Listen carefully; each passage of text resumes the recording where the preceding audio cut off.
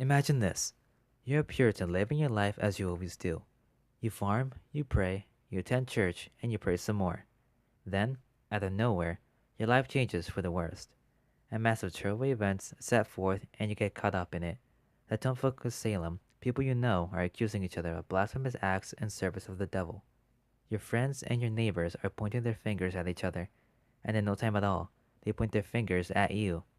What happens? Well, first off, you'll be arrested, put on trial, where they'll do their best to make you confess to a crime you didn't commit.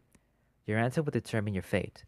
You either confess and name off other people from the top of your head as potential witches and remain in a cell for the rest of your life, or you stick to what you believe and plead innocent, in which will result in your death, hung until dead at Gallows Hill for all to see. Salem was a community inhabited by Puritans, a group of English Protestants that sought after the reformation and purification of the Catholic Church. Salem, before it became engulfed in hysteria and death, was just a normal community of very religious people. Puritans strongly believed in God and God's will, but with the belief of God, there also came the belief in the dark forces that opposed God and his works. Puritans believed that malevolent forces like the devil were at work all around them, trying to corrupt them and turn them away from God. So the Puritans placed many restrictions upon themselves as a way to prevent straying away from the path of light. Many of those restrictions were set on desires and individuality. Puritans looked down on individualism and were more open to common experiences, for they viewed desires such as pleasure as unnatural and evil, a threat to society. If someone were to break any rule that went against their beliefs, they would be met with punishment without hesitation. Puritans had many ways of delivering punishment, but certain punishments were directed to specific crimes. Branding and maiming were a form of punishment that was delivered to repeating offenders of serious crimes. This punishment would involve the branding of a letter onto the body of the offender. The letter would vary depending on their crime. For example, if the person's crime was blasphemy, then the letter branded on the person would be the letter B.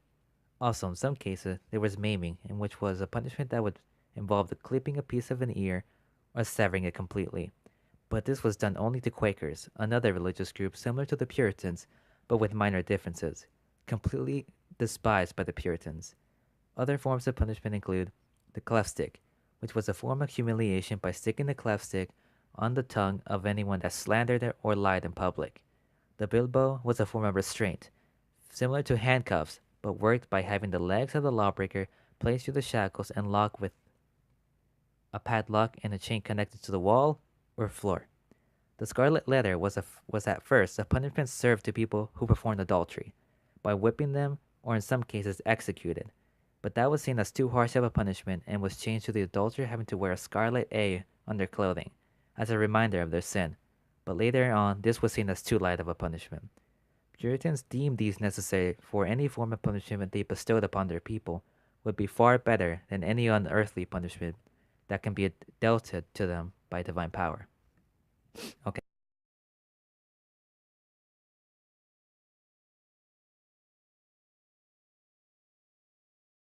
In the Puritan society, the government and the church were practically inseparable. If someone were to question authority, they would be accused of questioning divine authority. The church had complete power over the Puritan culture. The church also provided Puritans with scriptures based on communal sense of shared values and experiences. As such, sermons served the purpose of giving biblical lessons to the people.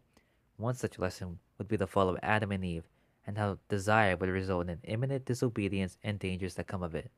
Attending church was mandatory for the Puritans. Worship services went on all week and the major services were on Sunday, and lasted much longer than usual. Sermons were the main feature on Sundays and lasted about 2 hours. But if someone were to miss church, they would be fined, and if this behavior continued, it would result in a punishment. Puritans were very superstitious. Any and all bedtime were believed to be an act of God or some other paranormal force, which may have contributed to the buildup of the Salem witch trials, especially in response to the constant problems encountered before the trials: dying crops, very cold winters, illness, and of course the plague that hit New England and made its way to the New England colonies, but in time was halted by the cold winters. Years afterward, the New England colonies were still recovering from the plague. As superstitions go, these problems were used as evidence during the witch trials and were a common occurrence in the New England colonies. But there was one case that stood over the rest, and that was the infamous Salem witch trials. In 1962, A massive hysteria spread through Salem after a group of girls, Elizabeth Parris and Abigail William, along with a few others, accused three innocent women of witchcraft: Sarah Osborne, Sarah Good, and Tituba. Osborne and Good were both deemed guilty and executed, but Tituba, unlike the other two women, confessed to the crime and was spared, but only after she gave a very detailed confession to the court, involving the devil and how he approached her and made her sign a book that would make her his servant. She also mentioned the book had the names of 9 other witches. Two of the names, she said, were Sarah Osborne and Sarah Good. She gave names of other potential witches, and thus the witch trials began. Her false confession led to the persecution of many innocent people. With her confession came fear and paranoia and her incarceration, where she would be for the rest of the trials. After her trial, her name was not mentioned again. Just like her past, her future is completely unknown. So this brings the question: who was Tituba? Tituba is mostly known for her role in the Salem witch trials, how she ignited the trials and put the people of Salem into a frenzy. Tituba's origins have been traced back to Barbados, an island in the Caribbean mostly inhabited by slavers and slaves. Samuel Parris, a well-respected minister in Salem and father to Elizabeth Parris and uncle to Abigail William, two of the first afflicted girls and the main accusers in the trials, had some business in Barbados and returned home back to Salem, bringing along Tituba and her husband John Indian. In the house of Paris, Tituba and her husband lived along with Abigail, Elizabeth, two other girls, and of course Paris. Tituba was tasked with caring for the children and doing daily chores around the house, just like every other woman in Salem. In the Puritan culture, women had very little say in anything, especially in the church and the government, even in their own homes. This also applied to children.